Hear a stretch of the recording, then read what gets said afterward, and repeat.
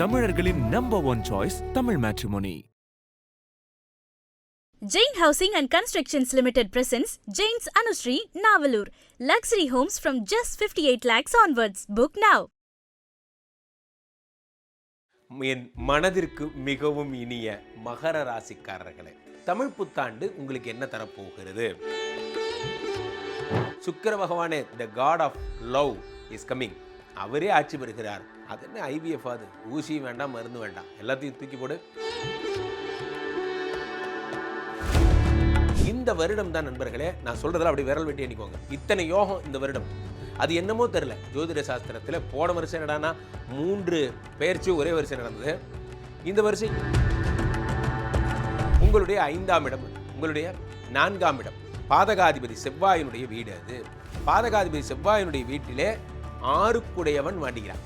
நன்றாக புரிந்து கொள்ள வேண்டும். கெட்டவன் கெட்டிடில் கிட்டிடும் ராஜயோகம். 6குடைய புதன் உங்களுக்கு கடன், வியாதி, கஷ்டத்தான். 4ஆம் இடம் என்பது உயர்கல்வி, உயர் பதவி, மதிப்பு, மரியாதை, நம்பிக்கை, தம்பதிகளுக்குள்ள பரஸ்பர உறவு. இது எல்லாம் 4. இந்த 4ல் போய் 8 உச்சமாகும் பொழுது, அப்போ செவ்வானாலும் உஷ்ணம், சூரியனாலும் உஷ்ணம், இவர்கள் இருவருமாக சேர்ந்து பண்றதுனால அம்மை போன்ற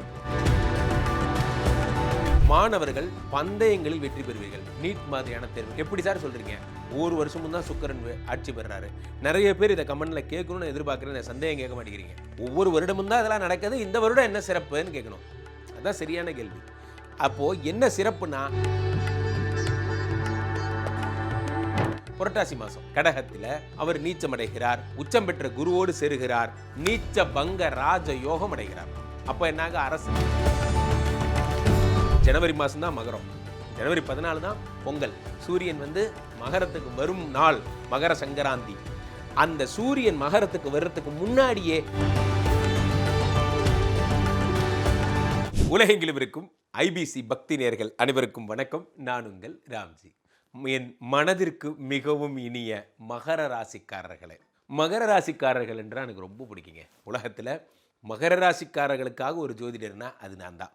இவர்களை கிட்டத்தட்ட ஒரு 10-15 வருஷமாக பார்த்துட்டு இருக்கேன். இவர்கள் வாழ்க்கையில் என்ன நடக்குது எல்லாம் தெரியும். ஆக உங்கள் ராசியோட ஸ்பெஷலிஸ்ட் நான். ஸோ உலகத்தில் யார் மகர ராசிக்காரராக இருந்தாலும் ஐபிசி பக்திக்கு ஃபோன் பண்ணுறீங்க, உடனடியாக ஜாதகம் பார்க்குறீங்க. சரி, தமிழ் புத்தாண்டு உங்களுக்கு என்ன தரப்போகிறது?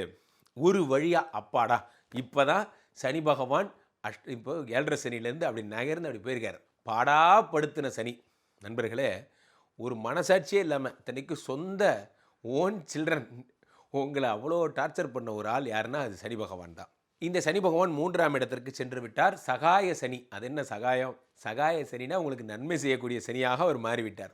ரைட். இப்போது தமிழ் புத்தாண்டு இந்த புத்தாண்டில் நம்ம எப்பெல்லாம் பாசிட்டிவான மாதங்கள், இந்த ஒரு பதிவோட சிறப்பு என்னென்னா, 12 மாதங்களுக்கு உடைய பலன்களை எல்லாம் ஒரு குமுலேட்டிவாக இதை ஒன்று பார்த்தா போதும். எப்பப்பெல்லாம் எந்தெந்த மாதங்கள்லாம் பாசிட்டிவான மாதங்கள், இதெல்லாம் பார்த்து நடந்துக்க வேண்டிய மாதங்கள் என்பது தெரியணுங்கிறதுக்காக பண்ண எக்ஸ்க்ளூசிவ் பதிவு. அதில் பாசிட்டிவான மாதங்கள்னால் என்ன சொல்லலாம் அப்படிங்கிறத ஃபஸ்ட்டு பாருங்கள். எடுத்த உடனே ஃபஸ்ட்டு வார்த்தை சொல்கிறேன். என்ன?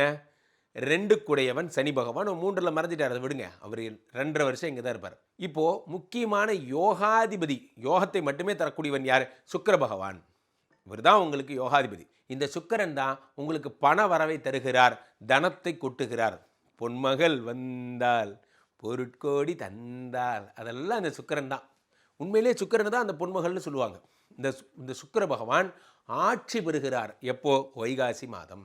ஏப்ரல் 20லிருந்து மே 20 வரை. இங்கிலீஷில் உங்களுக்கு புரியணுங்கிறதுக்காக சொல்கிறேன். வைகாசி மாதமெல்லாம் ரிஷபத்தில் ஆட்சி பெறுகிறார் இந்த சுக்கிர பகவான். ஆட்சி பெறும்போது என்ன வேணால் செய்யலாம்.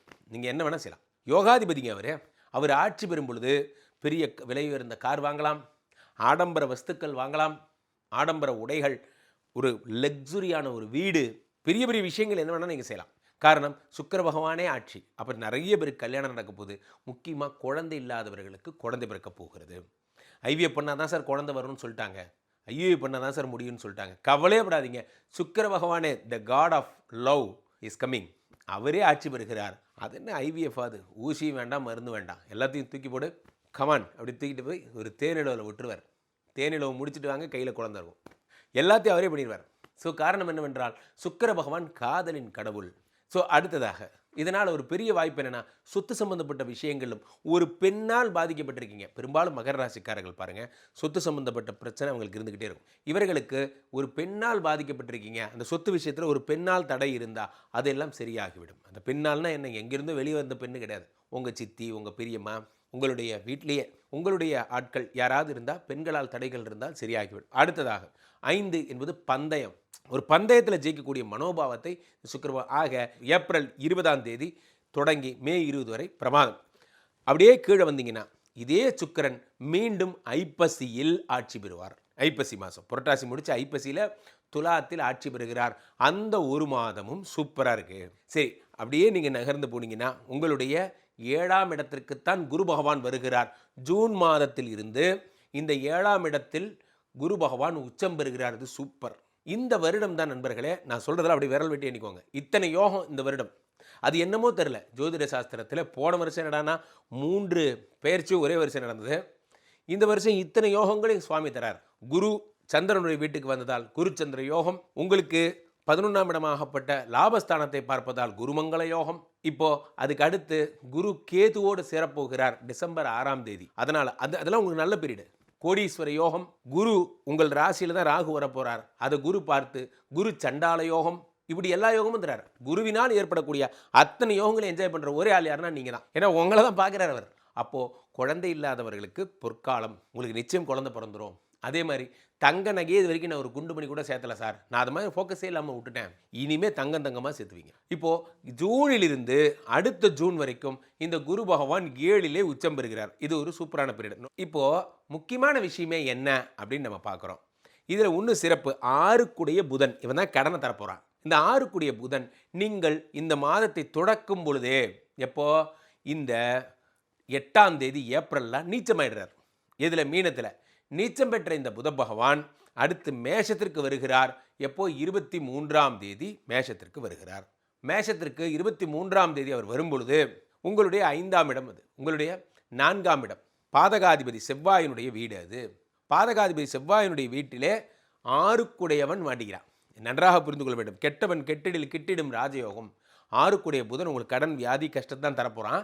அவன் வருகின்ற 23ஆம் தேதியிலிருந்து ஒரு மாதம், அதாவது மே 23 வரை மேஷத்தில் இருப்பார். ஆக இந்த பீரியடில் கடன் அடைச்சிங்கன்னா சீக்கிரம் அடைச்சிடலாம். ஸோ இதை ஒரு நோட் பண்ணிக்கோங்க. ஏப்ரல் 20லேருந்து மே 20, ஏப்ரல் 23லேருந்து மே 23, இந்த பீரியட் எல்லாமே கடனை அடைப்பதற்கான பீரியட், யோகமான பீரியட். ரைட். இப்போ ஜூன் மாதம் குரு வந்துட்டார் 7ல், நல்லா இருக்குது. அடுத்ததாக மிக முக்கியமான சூப்பரான விஷயம்னா, ஜூலை மாதம் சனி பகவான் வக்ரம் பெறுகிறார். ஜூலை 17. இதனால் என்ன ஏற்பட போகுது? ஏப்ரல்னு சொல்லிட்டு இருக்கேன். ஏப்ரல் போய் மே போய் ஜூன் போய் ஜூலை வரைக்கும் சூப்பராக இருக்குங்க.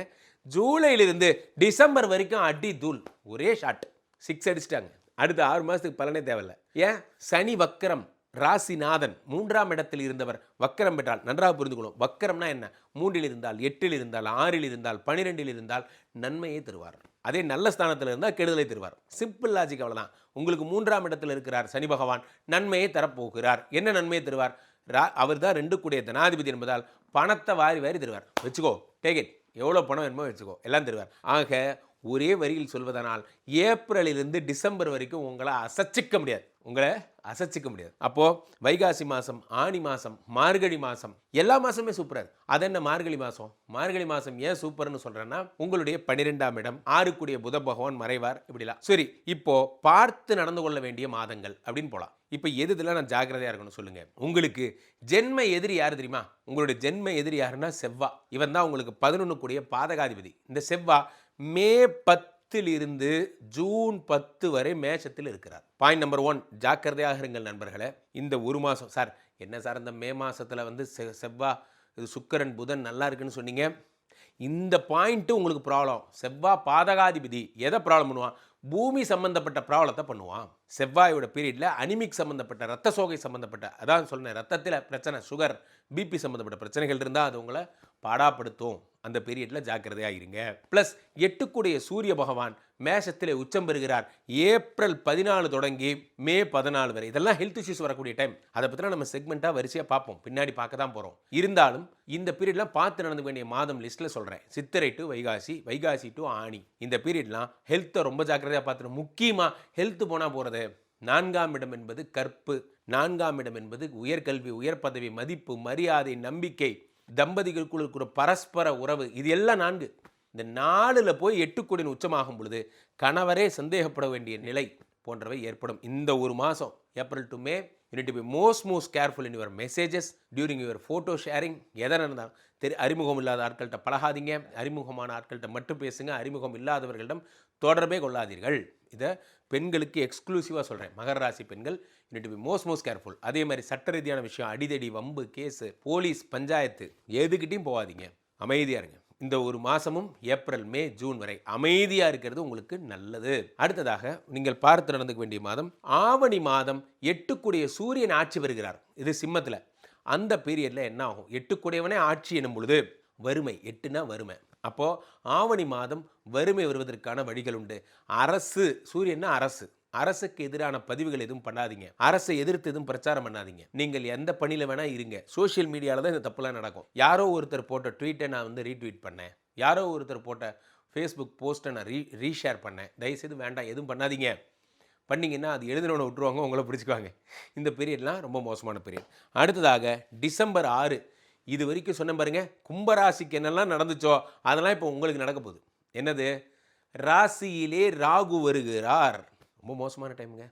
டிசம்பர் 6லேருந்து அடுத்த வருஷம் 1.5 வருஷத்துக்கு ராசியில் தான் உட்கார போகிறார். அப்போது ஒரு நல்ல விஷயம், அது குரு பார்க்குறார். அடுத்த ஜூன் வரைக்கும் உங்களுக்கு பெரிய ப்ராப்ளம் எதுவும் வராது. அடுத்த ஜூன் வரைக்கும், 2027 ஜூன் வரைக்கும். ஆனால் ராசியில் ராகு வரும்பொழுது என்ன ஏற்படும்? போகம் வரும். நம்ம ஏன் டெய்லி இப்படி ஒர்க் பண்ணிகிட்டே இருக்கோம்? ஏன் நம்ம ஃபன் பண்ணக்கூடாது? நம்ம ஏன் ஊட்டி கொடைக்கானல்னு சுற்றக்கூடாது? நம்ம ஏன் சாயந்தரமானால் நம்ம என்ஜாய் பண்ணக்கூடாது? நம்ம ஏன் பார்ட்டி பண்ணக்கூடாது? நம்ம ஏன் ஃப்ரெண்ட்ஸோடு சுற்றக்கூடாது என்ற எண்ணங்கள்லாம் வரும். வேலை டிஸ்டர்ப் ஆகும். ஒர்க்குன்னு இருந்துட்டு இருந்த நீங்கள் இப்போ எப்படி ஆகிட்டீங்க? அந்த டிசம்பர் 6க்கு அப்புறம் உங்கள் மைண்டு கேளிக்கைகளை விரும்ப ஆரம்பிக்கும்.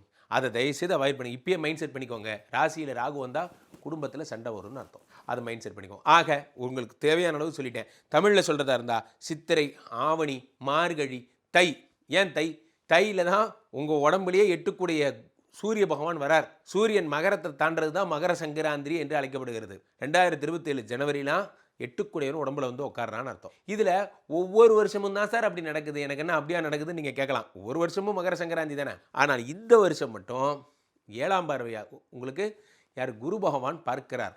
குரு பகவான் உங்களுடைய சூரிய பகவானை பார்க்கிறார். அந்த பீரியட், இந்த ஒரு மாதம் யூனிட் பி மோஸ்ட் கேர்ஃபுல். அரசியல் விஷயங்களாகட்டும், புகழெழியின் உச்சத்தில் இருப்பீங்க.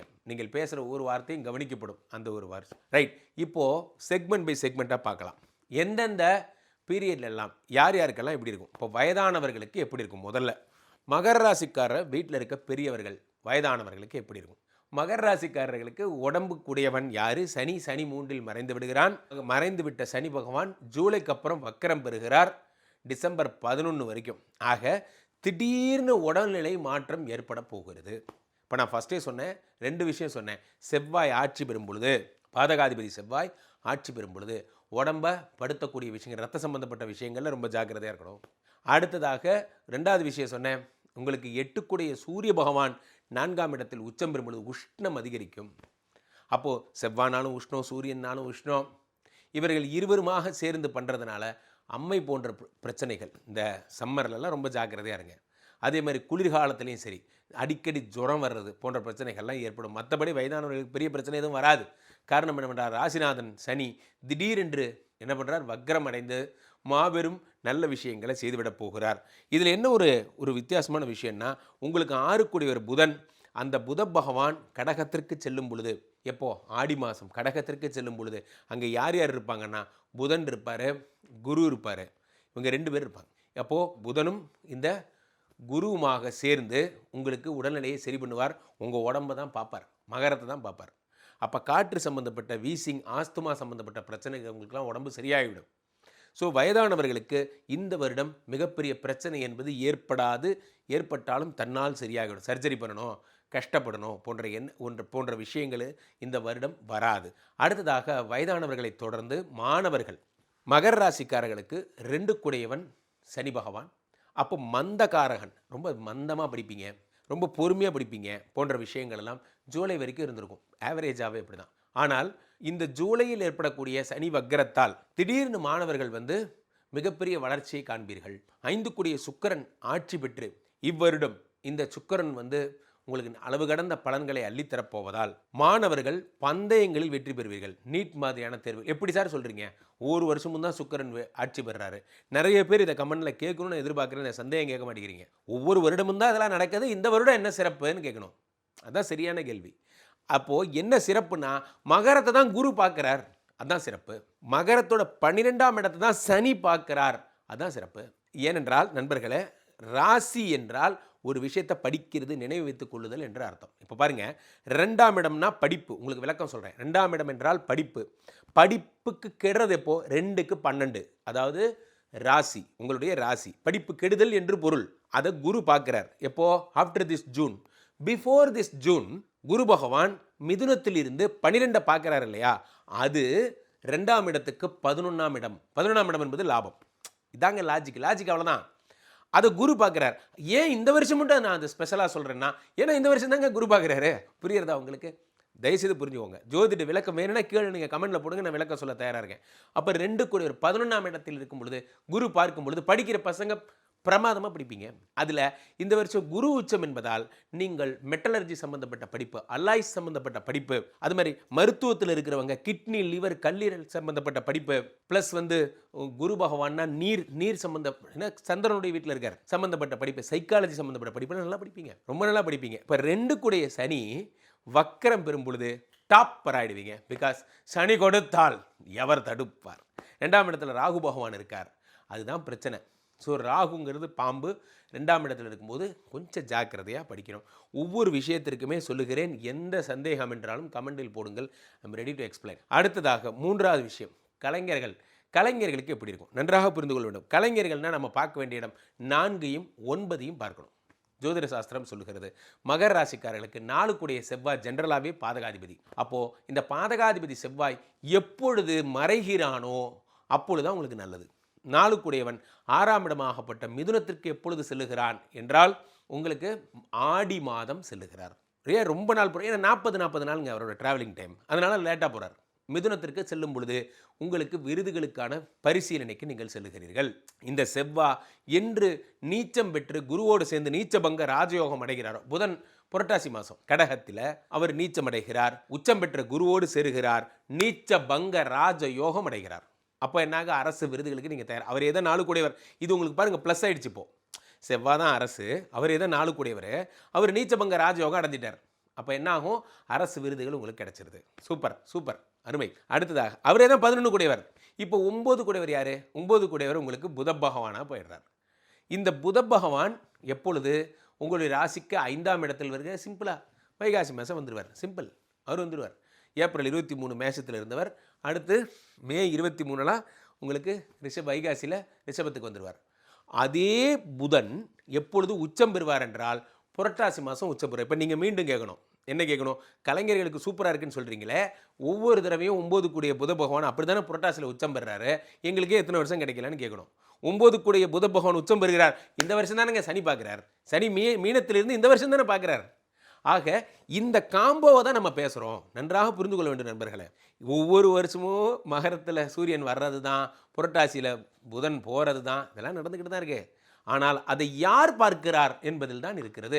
சனி பார்க்கிறார், அவங்க ராசிநாதன் என்பதால் உங்களுக்கு விருது கிடைக்கும். மீண்டும் சொல்லுகிறேன், எந்த சந்தேகம் என்றாலும் கமெண்டில் போடுங்கள், விளக்கம் சொல்ல நான் தயார். அதுதான் எனக்கு உண்மையிலே ஒரு குருவுக்கு சந்தோஷம், என்ன சொல்லித் தருவது. அடுத்ததாக நான் 3வது விஷயம், அரசியல்வாதிகளுக்கு எப்படி இருக்கும்? சூப்பர். அரசியல்வாதினா யார்? சூரிய பகவான். அவன் தான் நமக்கு ஜென்ம எதிரியாச்சே, ரைட்? அப்போ இந்த சூரிய பகவான் ஜென்ம எதிரியாக இருக்கிறார்.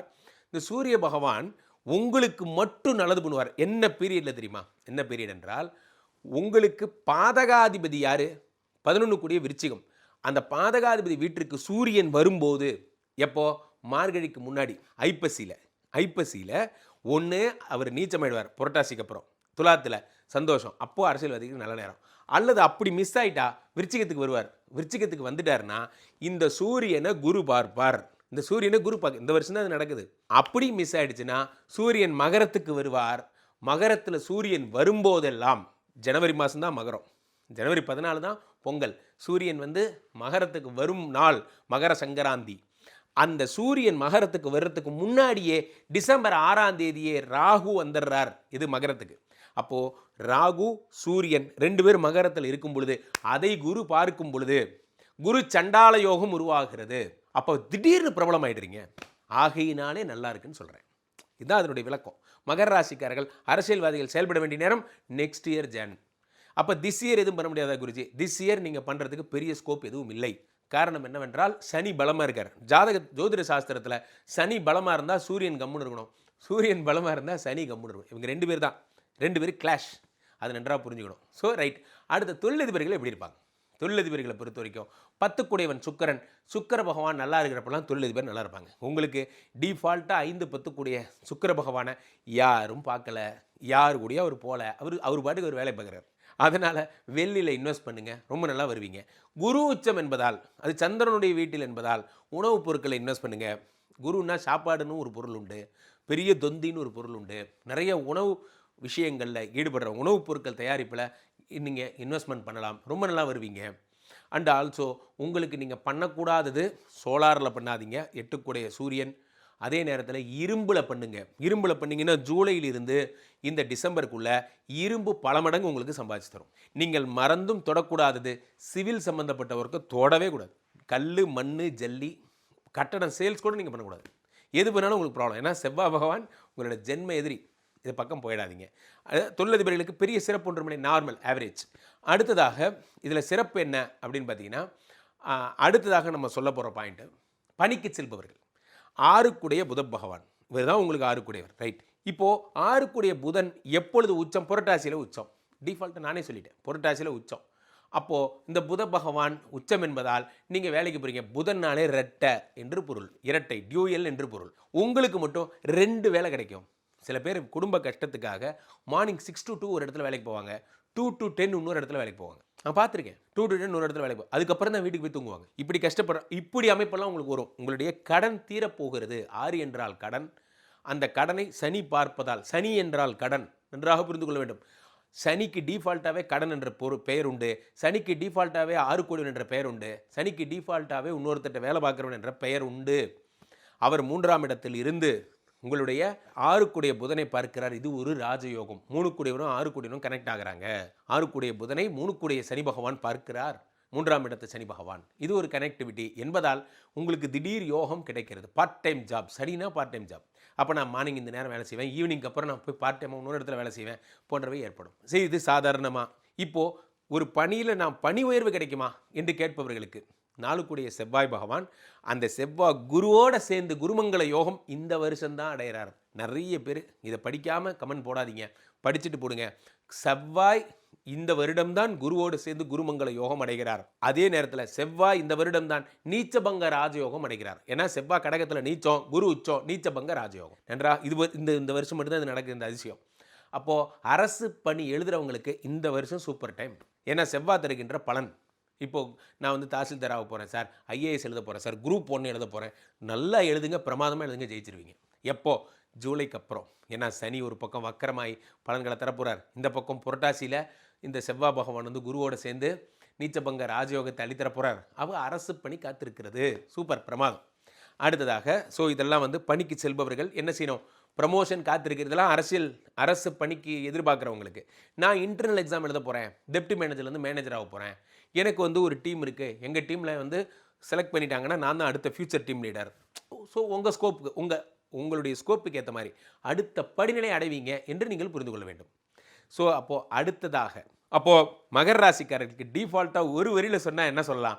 ஒரு வரியில் சொன்னால் கஷ்டம் தீர்ந்தது கலக்க போகிறீங்க.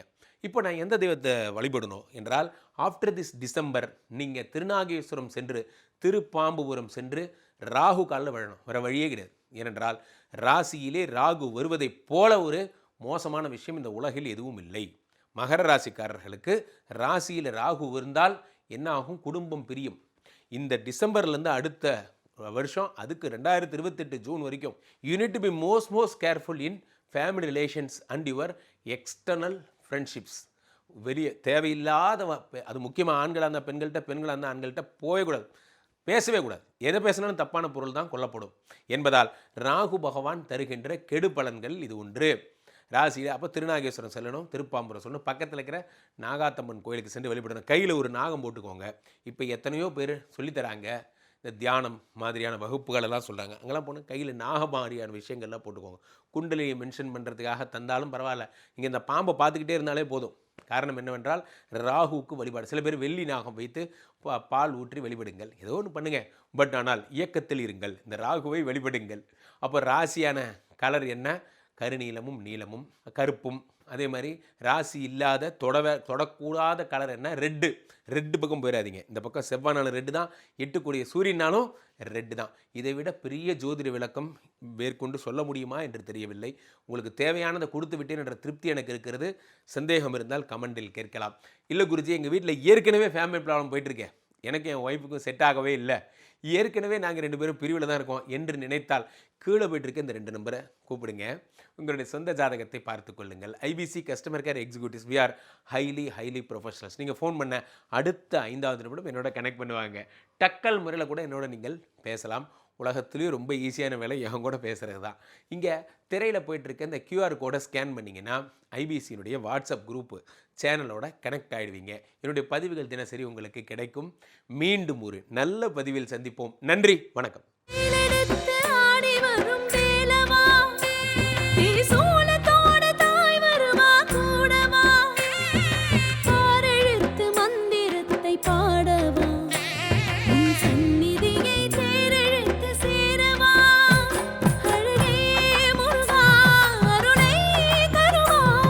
தமிழர்களின் number 1 choice Tamil matrimony. Jain Housing and Constructions Limited presents Jain's Anushree, Navalur. Luxury homes from just 58 lakhs onwards. Book now.